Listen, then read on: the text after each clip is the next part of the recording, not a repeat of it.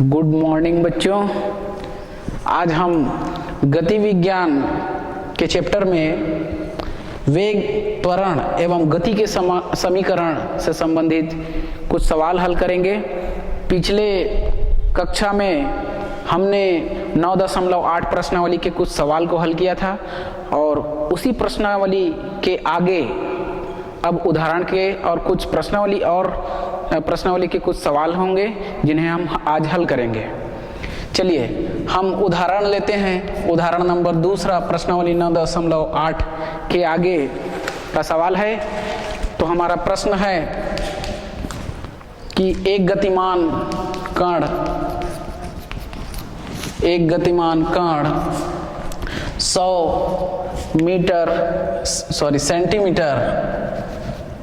Centimetre प्रति second के वेग से चलना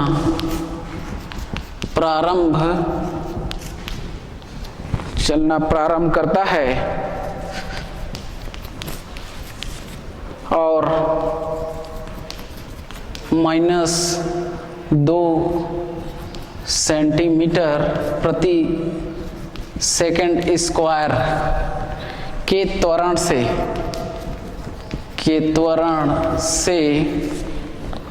चलता है। बताइए कि उसका वेग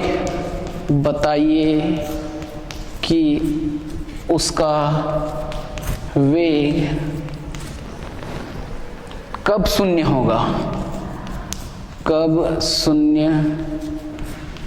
होगा तथा विश्राम अवस्था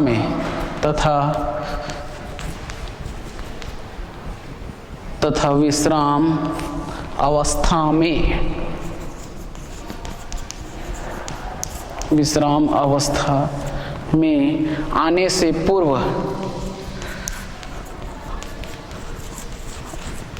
पूर्व यह कितनी दूरी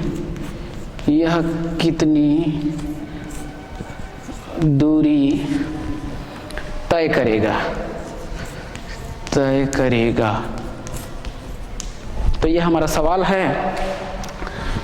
इसे अब हम आगे हल करेंगे। सवाल को थोड़ा सा समझ लेते हैं। देखिए कि एक गतिमान कण 100 सेंटीमीटर प्रति सेकंड के वेग से चलना प्रारंभ करता है। मतलब इस कण का प्रारंभिक वेग u का मान हमें दिया गया है 100 सेंटीमीटर प्रति सेकंड और -2 सेंटीमीटर प्रति सेकंड स्क्वायर के त्वरण से चलता है। यानी ये a का मान दिया गया है हमें। ये वास्तव में मंदन होगा क्योंकि माइनस चिन्ह लगा हुआ है, इसलिए इसको मंदन कहेंगे। और ये a का मान हम -2 सेंटीमीटर प्रति सेकंड स्क्वायर रखेंगे। बताइए कि उसका वेग कब शून्य होगा। यानी जब वो कण उसका वेग जो है, वेग का मान 0 हो जाएगा तो वो कब होगा। कब होने का मतलब होता है समय ज्ञात कीजिए कह रहा है। तो हम वो समय को ज्ञात करेंगे जब उसका वेग का मान 0 हो जाएगा, शून्य हो जाएगा। साथ में विश्राम अवस्था में आने से पूर्व यह कितनी दूरी तय करेगा। यानी कण जब किसी बिंदु से चलना शुरू करता है तो वो क्योंकि उसमें मंदन हो रहा है, यानी उसका वेग का मान कम होते जाएगा और धीरे धीरे एक ऐसी स्थिति आएगी कि एक जगह जाके वो कण रुक जाएगा। तो वो जिस बिंदु से चलना शुरू किया है और जहां पर जाकर के रुक जाएगी, तो उन शुरुआत और अंतिम जहां पर रुके उन दोनों के बीच की दूरी को हमको ज्ञात करना है। तो इस तरीके से अब हम सवाल को बनाना शुरू करते हैं। चलिए शुरुआत में लिख लेते हैं कि हमें दिया क्या है इस सवाल में। तो इस सवाल में हम लोग सबसे पहले लिखेंगे, ये हमें मान दिया गया है कण का प्रारंभिक वेग। तो हम लोग लिखेंगे प्रारंभिक वेग u का मान हमें दिया गया है 100 सेंटीमीटर प्रति सेकंड, ऐसा लिख सकते हैं। दूसरा हमें दिया गया है, ये है त्वरण का मान, यानी हमें a का मान दिया गया है। यहाँ पर लिखेंगे हम लोग त्वरण a बराबर -2 सेंटीमीटर प्रति सेकंड स्क्वायर। ऐसा अंग्रेजी में भी लिख सकते हैं मात्रकों को। और हमें यहां पर बताया गया है कि कण जो है कब शून्य होगा। इसका मतलब ये होगा कि हमको टाइम निकालना है, लेकिन वेग का मान, अंतिम वेग का मान हमें दिया गया है। तो हमें यहां पर लिखना है अंतिम वेग v, उसका मान शून्य है। तो शून्य है उस समय क्या निकालना है, समय, यानी हमको t का मान ज्ञात करना है। क्वेश्चन मार्क लगा सकते हैं हम लोग।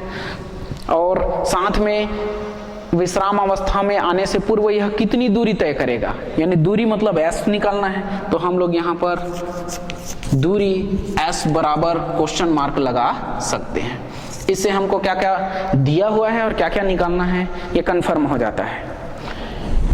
चलिए अब सवाल को हल करना शुरू करते हैं। तो ये जो सवाल है, ये सवाल प्रश्नावली 9.8 का जो सवाल हम लोग हल किए, उसमें दूरी का समीकरण सवाल में ही दिया रहता था, जबकि इसमें दूरी का समीकरण हमें दिया नहीं गया है। तो हम इस सवाल को हल करेंगे त्वरण, वेग, उनका मान ज्ञात करने के लिए या समय का मान ज्ञात करने के लिए गति के समीकरण का। तो अब हम गति का कौन सा समीकरण इस्तेमाल करें जिससे हम वो समय निकाल सकें जब कण का वेग क्या होगा, शून्य होगा। तो अब हम लोग अगला काम करेंगे। हम जानते हैं कि गति के प्रथम समीकरण का इस्तेमाल करेंगे। प्रथम समीकरण, गति के प्रथम समीकरण v बराबर u प्लस at, हम इस सूत्र का इस्तेमाल करेंगे और यहीं से हम t का मान यानी समय निकालेंगे। क्योंकि अंतिम वेग u का मान हमें पता है, सवाल में अभी हम लोग कुछ देर पहले लिखे थे, v बराबर होता है 0 और u बराबर हमें दिया गया है, सवाल में ही मान दिया गया है, और वो सवाल में मान है 100। प्लस के जगह माइनस लिखेंगे, और माइनस इसलिए लिखेंगे क्योंकि a का मान हमारा -2 होगा। तो इस तरीके से -2 और t का मान हमको निकालना है, इसलिए t ही लिखेंगे। तो इस तरीके से इस समीकरण में हमें जो मान प्राप्त था, उन मानों को रखने पर हमें ये प्राप्त हुआ। अब हम इसे हल करेंगे तो राइट हैंड साइड में 100 -2t है, तो ये -2 और t आपस में गुणा होगा तो -2t मिलेगा, और वो राइट हैंड साइड में यानी बाएं पक्ष में, लेफ्ट हैंड साइड में यानी बाएं पक्ष में हम उसको जब पक्षांतर करेंगे तो वो ऋण धन में बदल जाएगा इसका चिन्ह, और ये 0 में आकर के जुड़ेगा, तो ये प्राप्त होगा 0 + 2t, यानी हमको 2t ही मिलेगा। इस तरीके से 2t बराबर 100, और हमें t का मान निकालना है, इसलिए इस 2 को फिर से पक्षांतर करेंगे तो वो 100 के नीचे बटा में जाएगा और 100/2 होगा। और अब हम इन्हें काट सकते हैं, 2 एकम 2, 2 पंचे 10 और 2 शून्य 0। इस तरीके से t बराबर हमें प्राप्त होता है 50 सेकंड। तो अब हम लोग यहाँ पर लिख सकते हैं कि वो जो कण है जिसका वेग 0 होगा वो कब होगा, 50 सेकंड में। यानी अब हम लोग लास्ट में लिख सकते हैं यहाँ पर, अतः कण 50 सेकंड के बाद विश्राम या विश्राम अवस्था में आएगा। यानी उसका कण का वेग 0 होने का मतलब वही है, विश्राम अवस्था में आना। तो वो कब आएगा, 50 सेकंड के बाद। तो इस तरीके से सवाल का पहला हिस्सा हम लोग हल कर लिए। अब दूसरा हिस्सा ये कहता है कि वो जब कण विश्राम अवस्था में आएगा तो दूरी कितनी तय करेगा। तो हम लोग s का मान निकालेंगे। अब तो मान लेते हैं कि वो जो कण है वो विश्राम अवस्था में जब आएगा तो उस समय वो दूरी तय करेगा s, ऐसा मान लेते हैं। तो यहाँ पर लिखेंगे, माना कि कण विश्राम अवस्था में आने पर s दूरी तय करता है। उसकी दूरी को हमने s नाम दिया है और उसी s के मान को निकालेंगे। तो इसके लिए हम गति के तृतीय समीकरण का इस्तेमाल करेंगे। तो अब लिखेंगे हम जानते हैं कि गति के तीसरे समीकरण ये होता है v² बराबर u² प्लस 2as। हम इस सूत्र का इस्तेमाल करेंगे s निकालने के लिए। अब देखिए, हम s निकालने के लिए हम इसी सूत्र का इस्तेमाल क्यों करते हैं? क्या हम दूसरे सूत्र सेकंड जो गति के द्वितीय समीकरण का भी इस्तेमाल तो किया जा सकता है। यानी गति का द्वितीय समीकरण s बराबर होता है ut प्लस 1/2 और at²। क्या हम इस समीकरण का इस्तेमाल s निकालने के लिए नहीं कर सकते?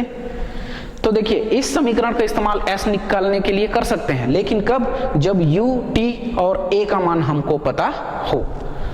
तो अभी हमारे पास क्या क्या मान है? u प्रारंभिक वेग का मान हमें पता है, और t का मान a का मान हमें भी पता है -2, और t का मान अभी फिलहाल हम लोग यहाँ पर विश्राम में आने पर कब आएगा? 50 सेकंड के पश्चात। तो वो समय को यदि रख दें तो हम इस सूत्र का इस्तेमाल करके s निकाल सकते हैं, लेकिन हम लोग गति के तृतीय समीकरण का भी इस्तेमाल करके s निकाल सकते हैं। तो ये ज्यादा आसान है। क्यों? क्योंकि v विश्राम अवस्था में जब आएगा, अब देखिए सवाल यही कहता है कि विश्राम अवस्था में आने पर वो कितनी दूरी तय करेगा।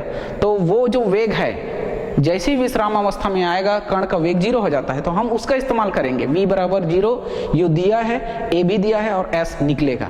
तो अब हम लोग इस सूत्र को समीकरण नंबर तीसरे का इस्तेमाल करके अब हम s निकालेंगे। चलिए, तो v बराबर हम लोग 0 रखेंगे, तो ये 0² बराबर u का मान 100 है, तो ये 100 का स्क्वायर, और ये प्लस की जगह माइनस हो जाएगा, क्योंकि ये 2 इंटू a का मान भी प्लस, और वहां पर -2 रखेंगे a की जगह, और ये इंटू s।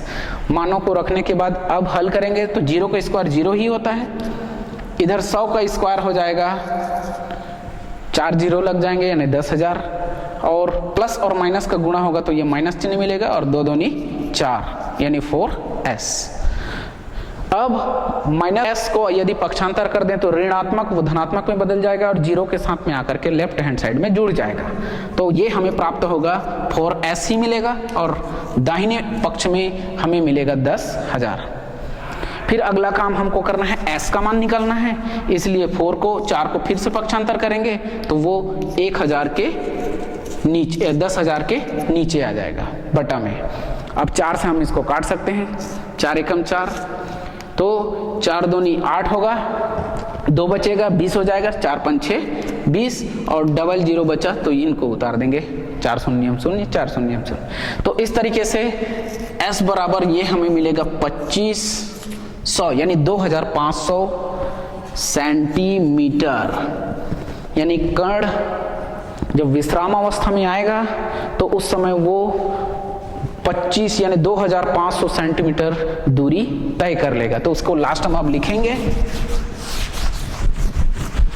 अतः कण विश्राम अवस्था में आने से पूर्व 2500 सेंटीमीटर की दूरी तय कर लेगा। तो ये हमारा सवाल यहीं पर कंप्लीट होता है।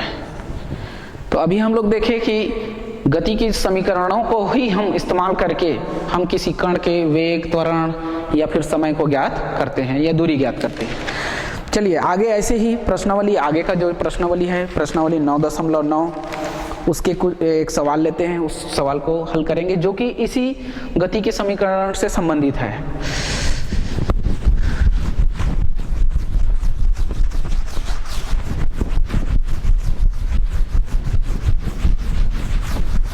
तो हमारा सवाल है प्रश्नावली 9.9 का पहला नंबर का सवाल। प्रश्न को लिख लेते हैं, उसके बाद सवाल हल करेंगे। प्रश्न है कि एक कण एक सरल रेखा में 3 मीटर प्रति सेकंड के वेग से तथा 2 मीटर प्रति सेकंड स्क्वायर के त्वरण से गति कर रहा है। 10 सेकंड पश्चात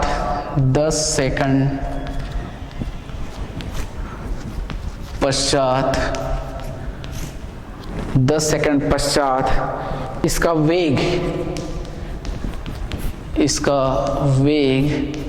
तथा इस समय में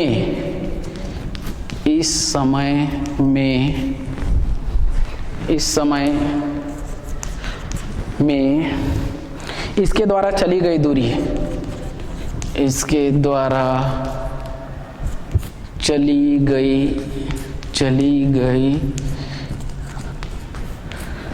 दूरी ज्ञात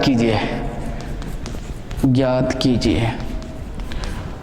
और सवाल में आगे और एक सवाल जुड़ा हुआ है, बताइए कि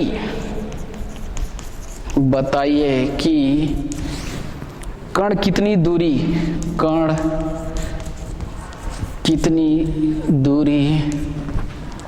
तय करे ताकि उसका वेग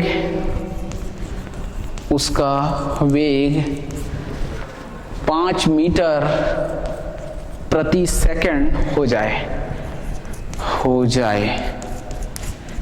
तो ये सवाल है हमारा। इस सवाल को थोड़ा सा अच्छे से समझ लेते हैं, उसके बाद हल करेंगे। देखिए, एक कण एक सरल रेखा में 3 मीटर प्रति सेकंड के वेग से और 2 मीटर प्रति सेकंड स्क्वायर के त्वरण से गति कर रहा है। मतलब उस कण का प्रारंभिक वेग u बराबर दिया है 3 मीटर पर सेकंड, और त्वरण यानी a का मान हमको दिया गया है a बराबर 2 मीटर पर सेकंड स्क्वायर। अब 10 सेकंड पश्चात उसका वेग, यानी हमको 10 सेकंड के बाद उसका वेग क्या होगा वो निकाल के दिखाना है। तो उसके लिए हम गति का समीकरण इस्तेमाल करेंगे और वेग निकालेंगे। साथ में इस समय यानी उसी समय, कौन से समय, 10 सेकंड, उस समय उसके द्वारा चली गई दूरी क्या होगी वो हमको ज्ञात करना है। तो चली गई दूरी को ज्ञात करने के लिए हम गति के द्वितीय समीकरण का इस्तेमाल करके निकाल सकते हैं। तृतीय समीकरण में भी s आता है, यानी दूरी ज्ञात करना है, लेकिन उसमें हमें अंतिम वेग का मान नहीं मालूम है, इसलिए हम द्वितीय समीकरण का इस्तेमाल दूरी को ज्ञात करने के लिए करेंगे। चलिए, बताइए कि अब सवाल का ये लास्ट हिस्सा है कि कण कितनी दूरी तय करे ताकि उसका वेग 5 मीटर पर सेकंड हो जाए। यानी ये अंतिम वेग हमको दिया गया है v का मान, उस समय हमको कितनी दूरी तय करे, यानी हमको s का मान निकाल के दिखाना है।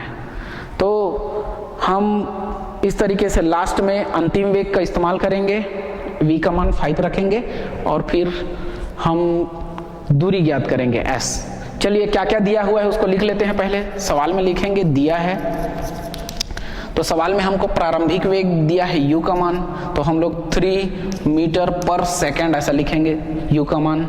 हमें दिया गया है a का मान, त्वरण 2 मीटर पर सेकंड स्क्वायर है इसका मान। साथ में हमको 10 सेकंड यानी समय का मान दिया गया है t का मान, तो t का मान यहाँ पर लिखेंगे 10 सेकंड ऐसा। तो इन मानों को अब हम आगे गति के समीकरण का इस्तेमाल करेंगे और रखने के बाद, मानों को रखने के बाद जो मान हमको निकालने के लिए कहा गया है वो निकालेंगे। चलिए, अब शुरू करते हैं। हमको 10 सेकंड पश्चात इसका वेग क्या होगा वो ज्ञात करेंगे। तो अभी हम लोग इन्हीं मानों को वेग ज्ञात करने के लिए गति का पहला समीकरण इस्तेमाल करेंगे। तो यहाँ पर लिखेंगे गति के प्रथम समीकरण। गति के प्रथम समीकरण v बराबर u प्लस ए टी से हम इस सूत्र का इस्तेमाल करेंगे वेग ज्ञात करने के लिए। तो कब वेग ज्ञात करना है, जब समय कितना हो 10 सेकंड। तो यहां t is equal to 10 second, 10 second रखने पर, तो इस समीकरण में हम t इक्वल टू 10 सेकंड रखेंगे, साथ में इन मानों को भी रखेंगे u का मान a का मान। तो क्या होगा, तो अब v बराबर हमें यहाँ रखना है u की जगह 3 प्लस a की जगह 2 और इनटू 10 t की जगह रखना है 10। तो इस तरीके से जब इसको हल करेंगे तो ये हो जाएगा 2 और 10 गुणा करेंगे तो 2 दहाम 20 और इस तरीके से 3 और 20 को जोड़ेंगे तो ये हो जाएगा 23। यानी वो जो कण है वो 10 सेकंड के बाद उसका जो वेग है वो 23 मीटर पर सेकंड होगा। वेग का मात्रक मीटर प्रति सेकंड होगा SI मात्रक में। तो इस तरीके से हम वेग निकाल चुके हैं। अब ज्ञात कीजिए कह रहा है इस समय इसके द्वारा चली गई दूरी ज्ञात कीजिए। इस समय इसके द्वारा चली गई दूरी यानी t का मान 10 सेकंड रहेगा, उस समय हमको दूरी ज्ञात करना है। तो उसके लिए हम गति के द्वितीय समीकरण का इस्तेमाल करेंगे। चलिए तो अब हम लोग यहाँ पर लिखते हैं गति के द्वितीय समीकरण। तो वो समीकरण क्या होता है, s बराबर ut प्लस 1/2 at स्क्वायर से हम इस सूत्र का इस्तेमाल करेंगे वो दूरी ज्ञात करने के लिए जब समय क्या हो 10 सेकंड हो। तो इस समीकरण में हम t का मान 10 रखेंगे तो वो 10 सेकंड के बाद उसके द्वारा कण के द्वारा चली गई दूरी को ज्ञात कर लेंगे। तो चलिए u बराबर रखेंगे 3 इंटू t के बराबर रखेंगे 10, क्योंकि 10 सेकंड के बाद दूरी ज्ञात कीजिए कह रहा है। तो t का मान 10 हो जाएगा प्लस 1/2 इंटू a का मान 2 है और t का मान हमारे पास 10 है तो ये हो जाएगा 10 का स्क्वायर। तो अगला काम अगले स्टेप में 3 और 10 को गुणा करेंगे तो ये 10 या 30 हो जाएगा, प्लस 2 से 2 को काट सकते हैं, फिर ये 10 का स्क्वायर यानी हो जाएगा 100, यानी जब जोड़ेंगे तो ये हो जाएगा 130। 100 और 30 जोड़ेंगे तो इस तरीके से s बराबर 130 और चूंकि दूरी है इसलिए इसका मात्रक होगा केवल मीटर। तो वो जो कण है वो 10 सेकंड के बाद उसके द्वारा चली गई कुल दूरी हो जाएगी 130 मीटर। तो अब हम इसके आगे के सवाल को आगे देखेंगे कुछ देर बाद।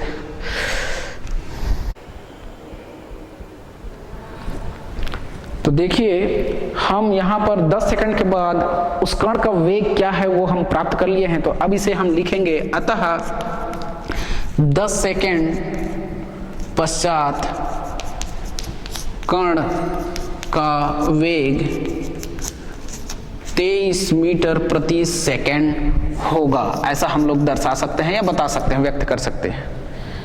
चलिए सवाल का लास्ट हिस्सा, सवाल का लास्ट हिस्सा ये है कि हम कितनी वो जो कण है वो कितनी दूरी तय करें ताकि उसका वेग 5 मीटर पर सेकंड हो। यानी इसका मतलब ये है कि उस कण का वेग, हमें वेग का मान बता दिया गया है कि 5 मीटर प्रति सेकंड है, उस समय वो कितनी दूरी तय कर लेगा।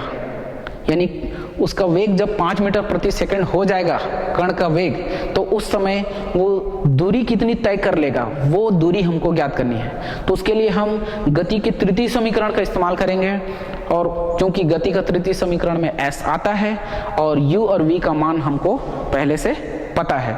v का मान ये 5 मीटर प्रति सेकंड और u का मान पहले से हमें सवाल में दिया गया है। तो इस तरीके से, और a का मान भी दिया गया है, तो उन सारे मान को रखने पर हमें गति का तृतीय समीकरण से हम वो दूरी ज्ञात कर सकते हैं। तो अब लिखेंगे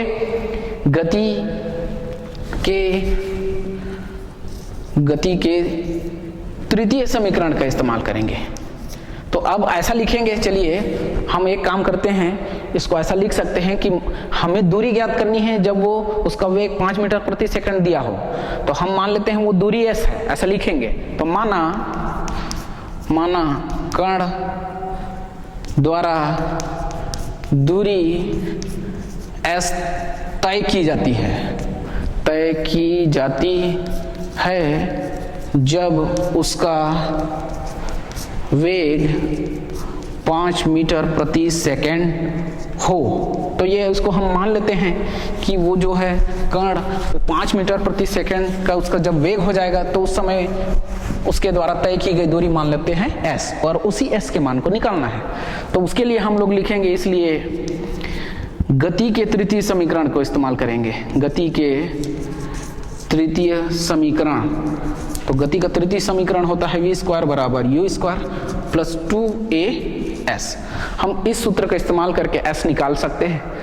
तो v का मान हमको दिया गया है, देखिए ये 5 मीटर प्रति सेकंड का मतलब अंतिम वेग है, यानी v का मान हमको दिया गया है, तो हम इसी v के मान को रखेंगे तो ये हो जाएगा 5 और 5 का स्क्वायर। u का मान हमको सवाल में दिया गया है प्रारंभिक वेग 3 मीटर प्रति सेकंड, तो ये हो जाएगा 3 का स्क्वायर प्लस 2 इंटू a का मान हमारे पास सवाल में पहले से है 2 मीटर प्रति सेकंड स्क्वायर, उस मान को रख दिए, इंटू s का मान हमको निकालना है, इसलिए s ही रहेगा।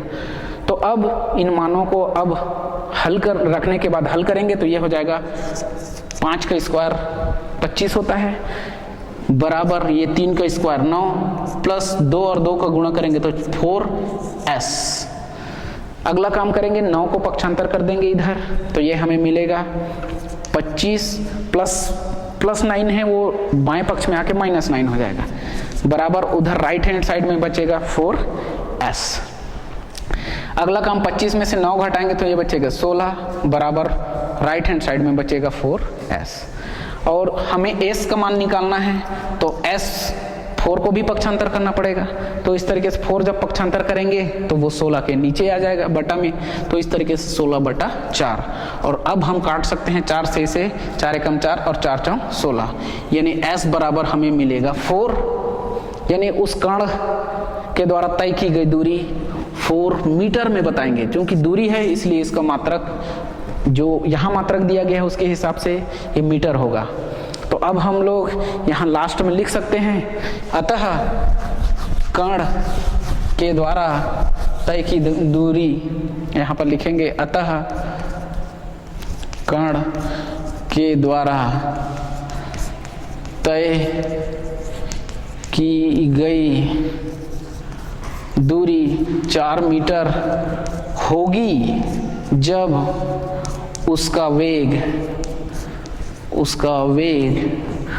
5 मीटर प्रति सेकेंड दिया हो या ज्ञात हो, तो उस समय ये उसकी द्वारा तय की गई दूरी 4 मीटर की होगी।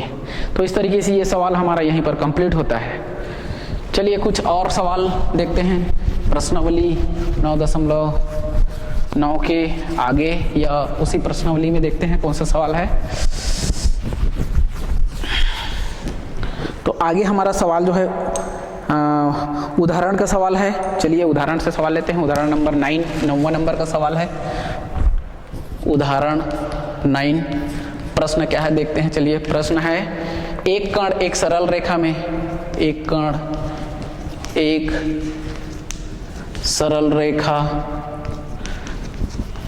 एक कण एक सरल रेखा में एक समान त्वरण से गति कर रहा है, एक समान त्वरण से गति कर रहा है, एक समान त्वरण से गति कर रहा है। 5वें सेकंड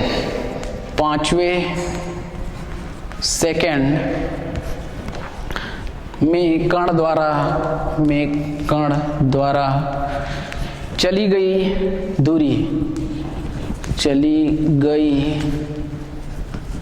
दूरी 25 मीटर तथा 7वें सेकंड में चली गई दूरी 33 मीटर है। अब आगे सवाल है, कण का प्रारंभिक वेग तथा कण का प्रारंभिक वेग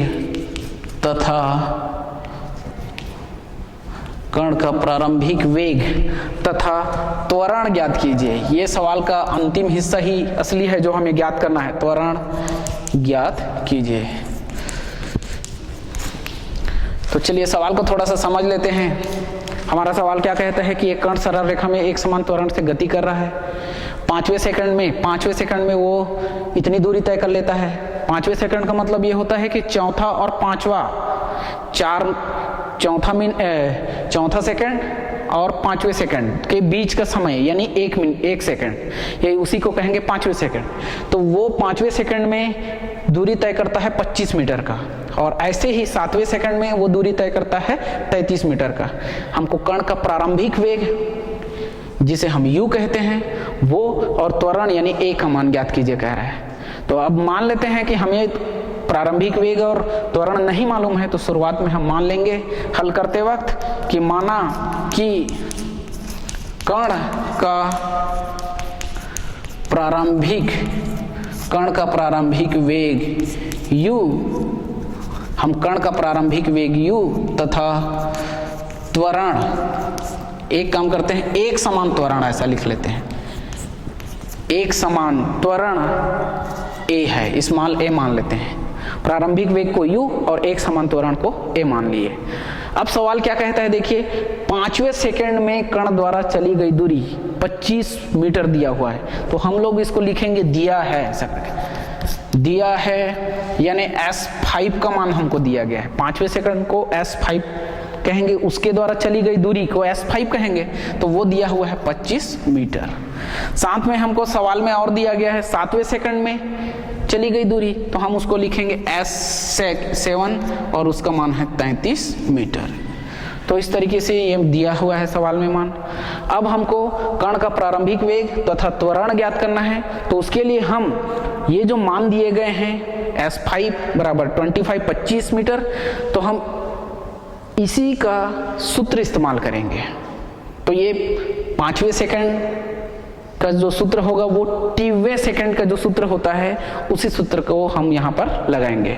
तो अब लिखेंगे, इसलिए 5वें सेकंड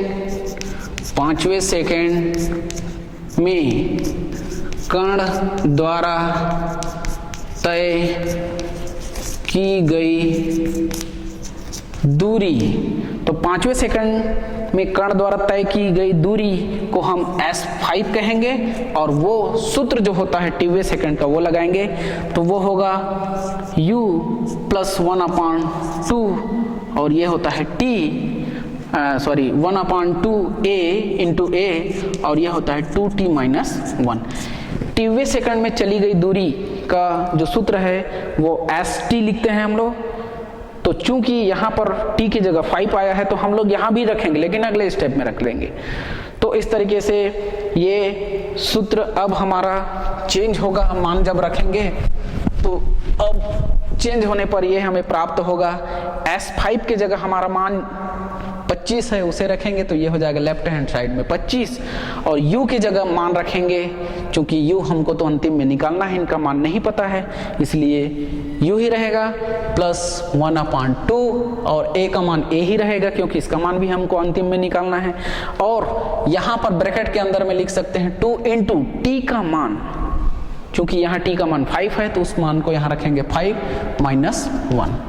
तो इस तरीके से ये मान रखने के बाद अब हल करेंगे तो ये हमें प्राप्त होगा लेफ्ट हैंड में 25 बराबर राइट हैंड साइड में हमें मिलेगा u प्लस 1/2a और 2 पंछे 10 और ऋण 1 गुणा करने पर 10 होगा, और 10 में से अब 1 को घटा सकते हैं तो घटाएंगे तो 9 हो जाएगा।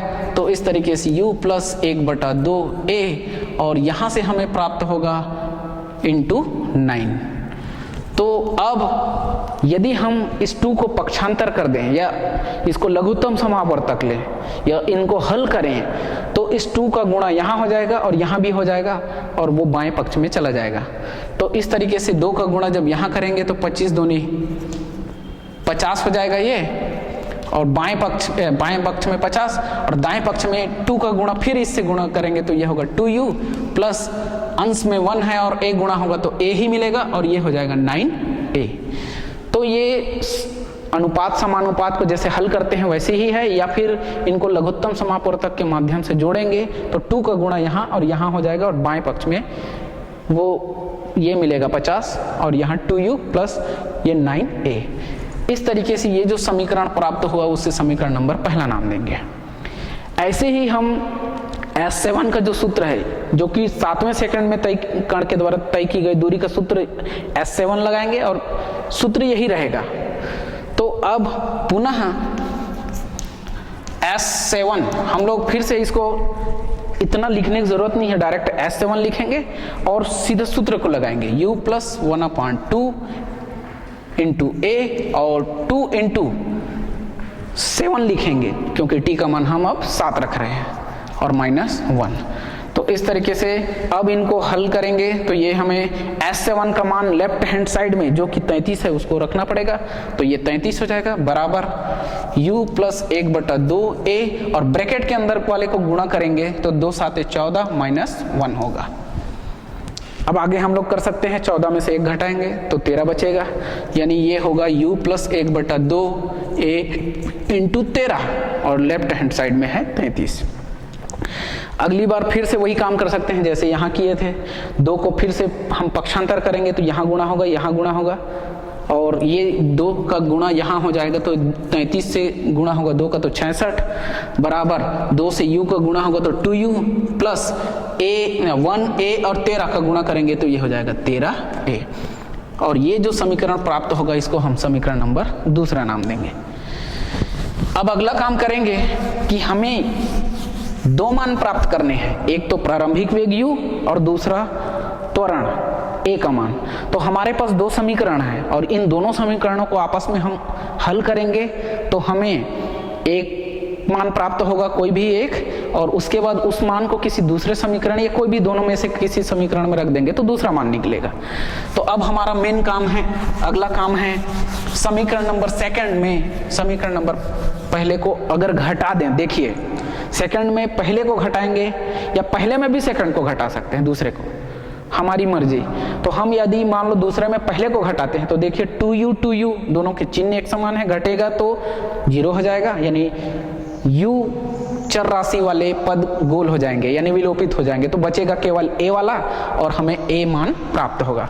तो अब हमें वही काम करना है, समीकरण सेकंड में से समीकरण पहला को घटाने पर, तो जब घटाएंगे तो हम समीकरण सेकंड को पहले लिख लेते हैं। चलिए सेकंड 66 बराबर 2u प्लस 13a और जिसे घटाना है उस समीकरण को नीचे लिख लेते हैं। तो ये है 50 पहला समीकरण का लेफ्ट हैंड साइड और ये है 2u और प्लस 9a।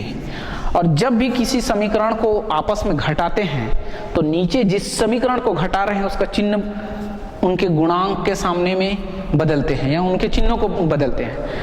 तो इस तरीके से जब बदलते हैं प्लस माइनस में होगा, तो अब 66 में से 50 को घटाएंगे यानी 6 में से 0 घटाएंगे तो 6 बचेगा और ये हो जाएगा 6 में से 5 घटाएंगे तो 1 16 बराबर के उस साइड चूंकि प्लस 2u और माइनस 2u है तो ये आपस में एक दूसरे को काटेंगे, यानी घटेगा तो 0 होगा इसलिए काट देते हैं। तो काटने की जरूरत नहीं है, इसको छोड़ देते हैं, 0 मिलेगा। और 13 में से अब 9 को घटाना है, 13a में 9a को घटाएंगे तो ये मिलेगा प्लस 4a, बड़ी संख्या में प्लस चिन्ह है इसलिए प्लस 4, 9 में से 13 में से 4 घटाएंगे तो 4 और a का a ही। तो इस तरीके से अब हमें a का मान निकालना है तो 4 को भी पक्षांतर करना पड़ेगा, तो ये 16 के नीचे आ जाएगा 16/4 और अब हम काट सकते हैं 4 एकम 4 4 चौक 16। तो इस तरीके से a का मान मिलेगा हमको 4 और a का मान 4 मिलना मतलब ये हमें मात्रक हमें दिया गया है मीटर में। तो इस तरीके से ये त्वरण को हम लोग, चूंकि त्वरण है a इसलिए लिख सकते हैं इसका मात्रक 4 मीटर पर सेकेंड स्क्वायर। इस तरीके से हम उस कण का त्वरण निकाल चुके हैं। तो अब हम समीकरण नंबर दूसरा या पहला में हम इस मान को रख दें तो वो हमें समीकरण किसका प्रारंभिक वेग u का मान देगा। तो इस a के मान को समीकरण दूसरा में रख देते हैं, किसी में भी रख सकते हैं, दूसरा में रखने पर तो जब समीकरण नंबर सेकंड यानी दूसरा में जब इस a के मान को रखेंगे तो ये हमें क्या मिलेगा 66 बराबर 2u प्लस 13 और a का मान अभी निकाले हैं 4। तो इस तरीके से जब अब हल करेंगे तो ये हो जाएगा 2u ही होगा प्लस 13 और 4 का गुणा करेंगे तो 13 चौक 52 और हमारे पास लेफ्ट हैंड साइड में है 66। तो देखिए 52 को यदि पक्षांतर कर दें तो इधर ऋणात्मक हो जाएगा यानी घटेगा आकर के 66 में, तो 66 माइनस 52 हो जाएगा और इधर बचेगा 2u। और अब हम 66 में से 52 को घटाएंगे तो 6 में से 2 घटाएंगे तो 4 बचेगा और 6 में से 5 घटाएंगे तो 1, 14 बचा। क्योंकि बड़ी संख्या में धन चिन्ह है इसलिए धन होगा, धन 14। और इस तरीके से ये राइट हैंड साइड में 2u। अब u का मान निकालना है तो 2 को पक्षांतर करेंगे तो वो 14 के नीचे आ जाएगा, इसलिए u बराबर 14/2 और 2 को से अब हम काट सकते हैं 2 एकम 2 और 2 साते 14, यानी u का मान हमें प्राप्त होता है। चूंकि वेग है इसलिए इसका मात्रक होगा मीटर प्रति सेकंड। तो अब हम लास्ट में लिख सकते हैं कि कण का प्रारंभिक वेग हमें अब पता हो चुका है 7 मीटर प्रति सेकंड और त्वरण का मान 4 मीटर प्रति सेकंड, 4 मीटर प्रति सेकंड स्क्वायर। तो उसी को लिखना है अब। अतः कण का प्रारंभिक वेग 7 मीटर प्रति सेकंड तथा त्वरण 4 मीटर प्रति सेकंड स्क्वायर होगा। तो इस तरीके से ये सवाल हमारा यहीं पर कंप्लीट होता है। कल हम आगे गुरुत्वीय त्वरण से संबंधित कुछ बातें सीखेंगे और उससे संबंधित कुछ सवाल भी हल करेंगे। तो आज के लिए बच्चों यहीं तक का हमारा लेक्चर यहीं पर ख़त्म होता है। बहुत बहुत धन्यवाद।